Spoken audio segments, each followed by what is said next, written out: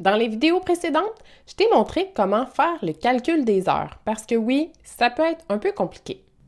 Tu peux retrouver tous les détails dans la vidéo juste ici. Ensuite, l'étape suivante, ça a été de créer une feuille de temps. On peut ainsi soustraire l'heure du dîner et calculer les heures supplémentaires qu'on fait à chaque 2 semaines. Ça, c'est dans la vidéo juste ici. Cette fois-ci, on se met dans la peau d'un gestionnaire de la paye. On va être capable de tenir une liste des heures en banque que les gens accumulent et utilisent et également les jours de maladie auxquels ils ont droit. Quand tes employés vont venir te demander combien d'heures il leur reste, tu vas avoir la réponse à leur donner. Et entre toi et moi, même si tu n'es pas gestionnaire de la paye, peut-être que ça peut t'intéresser.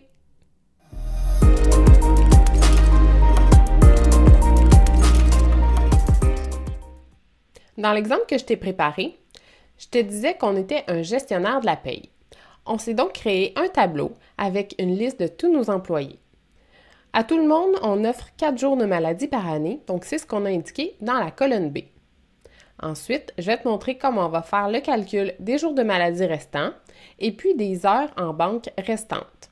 Ce nombre-là va varier en fonction des heures que chaque personne va faire et vont te demander au cours de la période. Ensuite, on va se créer un onglet pour les demandes détaillées. On va choisir le nom de l'employé, on va indiquer la date où elle nous a fait la demande, les détails de sa demande, on va indiquer si ça implique une journée de maladie, si on prend des heures en banque ou si on en ajoute en fonction des heures supplémentaires que la personne aura faites, et puis savoir si on doit majorer les heures, parce que si on fait 1 heure de temps supplémentaire, on doit faire fois 1,5, donc on doit majorer de 1,5 le nombre d'heures qui vont se trouver dans la banque. Voici comment on va bâtir notre tableau des demandes. Premièrement, pour choisir le nom de l'employé, je vais ajouter une validation de données. Donc, je me positionne dans mon tableau, je fais CTRL-SHIFT flèche en bas pour sélectionner toute ma colonne. Ensuite, je vais dans l'onglet Données, Outils de données, Validation de données. Je vais choisir d'autoriser une liste et ma source, je vais faire égal, puis je vais aller la chercher dans l'onglet Récapitulatif où j'ai le nom de tous mes employés. Donc, tu vois que je vais aller choisir le nom de mon employé. Ça va me permettre d'insérer une formule un peu plus loin pour que ça aille chercher systématiquement le bon nom. Si je l'avais écrit manuellement, j'aurais eu des chances de faire une faute de frappe, donc ma formule n'aurait pas fonctionné. C'est pourquoi j'autorise une liste et je vais m'en tenir à cette liste-là. Ensuite, je t'ai mentionné que les heures en banque, on peut les écrire en positif ou en négatif. Donc, si je fais 1 heure supplémentaire, je l'écris en positif. Et si je demande 1 heure parce que je vais arriver 1 heure plus tard à cause d'un rendez-vous, je vais écrire -1, donc en négatif. Si c'est des heures supplémentaires que j'ai fait, donc si mon chiffre est plus grand que 0, je voudrais majorer fois 1,5. Je vais donc insérer une formule juste ici. Donc, égal si le chiffre qui est dans cette case-là est plus grand que 0, donc si c'est un chiffre positif, à ce moment-là, prends le chiffre qui est ici et fais fois 1,5. Sinon, prends le chiffre qui est ici directement. On ferme la parenthèse, Enter. Tu vois que si j'ai 1 heure supplémentaire en banque, il me reste 1,5 heures de plus dans ma banque. Et si je retire 1 heure, c'est bien 1 heure qui est retirée. Dans notre tableau, il va falloir faire attention aussi parce que pour les maladies, ça se compte en jours, donc des jours complets ou des demi-journées. À ce moment-là, on écrirait 0,5 ou 0,5, dépendamment de la langue de ton Excel. Et pour ce qui est des heures en banque, ça se calcule en heures. Donc, c'est important de faire la distinction. Si jamais tu veux tout mettre en heures, ça serait possible aussi. Donc, une journée, si c'est 8 heures par exemple, tu pourrais changer les jours pour des heures et inclure que chaque personne a 32 heures par année dans ton tableau récapitulatif. Pour faire le calcul des jours de maladie restants, ce qu'on veut savoir, c'est que si on a indiqué le nom d'un employé avec une date, un détail et puis le nombre de jours qu'elle nous a demandé, donc par exemple ici une demi-journée, je voudrais que s'il reconnaît le nom de la personne et qu'il y a une valeur dans la colonne jour de maladie, qu'il aille le soustraire dans mon tableau ici. La formule que je vais utiliser pour ça, ça va être égal, prends la donnée, donc le nombre de jours de maladie qui lui sont offerts, moins, à ce moment-là, on utilise une autre formule, fais-moi la somme, point si, donc parce qu'on veut que ça accumule toutes les informations qu'il va avoir dans notre tableau dès que ça porte son nom. Donc, somme si, la plage que je vais aller chercher, c'est mon tableau de demande détaillée. Je vais aller chercher dans mes noms d'employés, donc je vais sélectionner toute ma colonne. Le critère, ça serait que ça égale à mon information qui est ici, donc le nom de Cynthia Vary. Et si oui, fais-moi la somme de la plage. Je retourne dans le tableau des demandes détaillées et puis fais-moi la somme de la colonne jour de maladie. Je prends toute ma colonne, je ferme la parenthèse, Enter. Tu vois que ça a transposé le calcul sur tout mon tableau parce que mes données sont mises sous forme de tableau.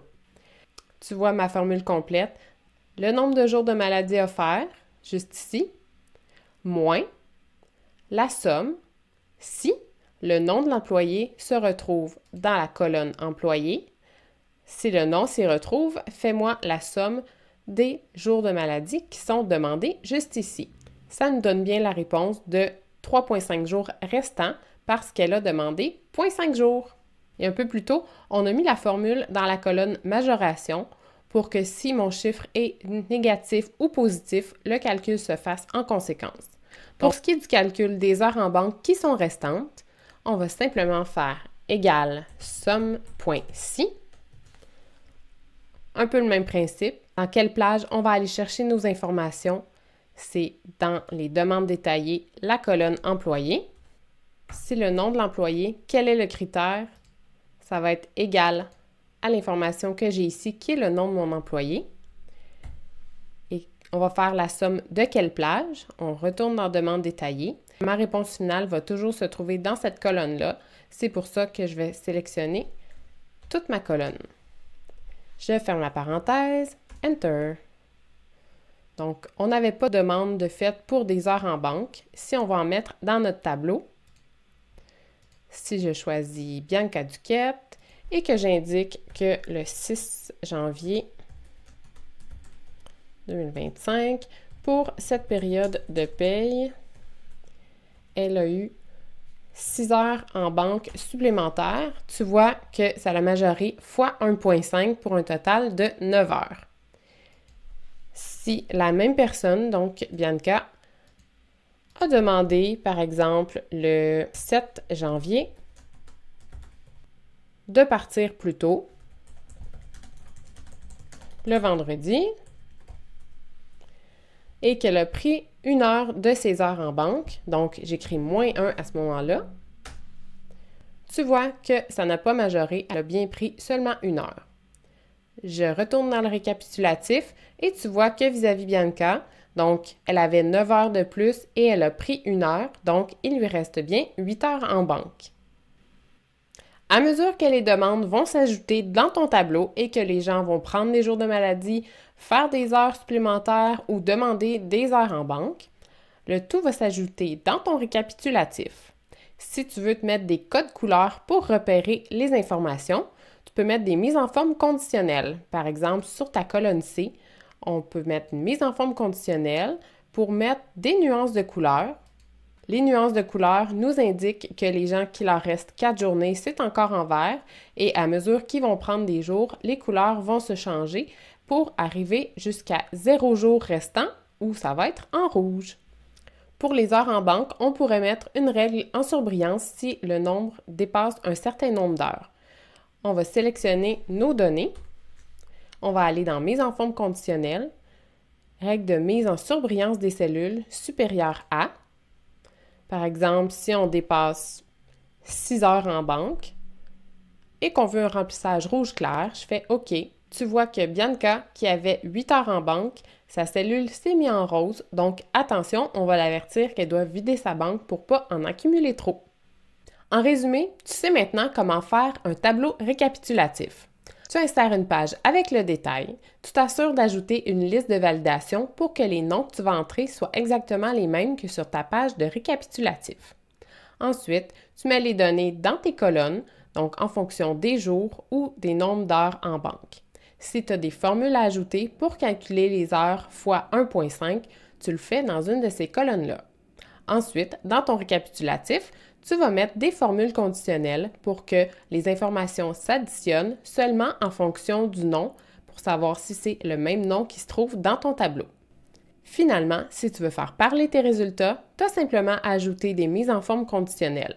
Comme ça, tu vas avoir toutes les réponses d'un seul coup d'œil.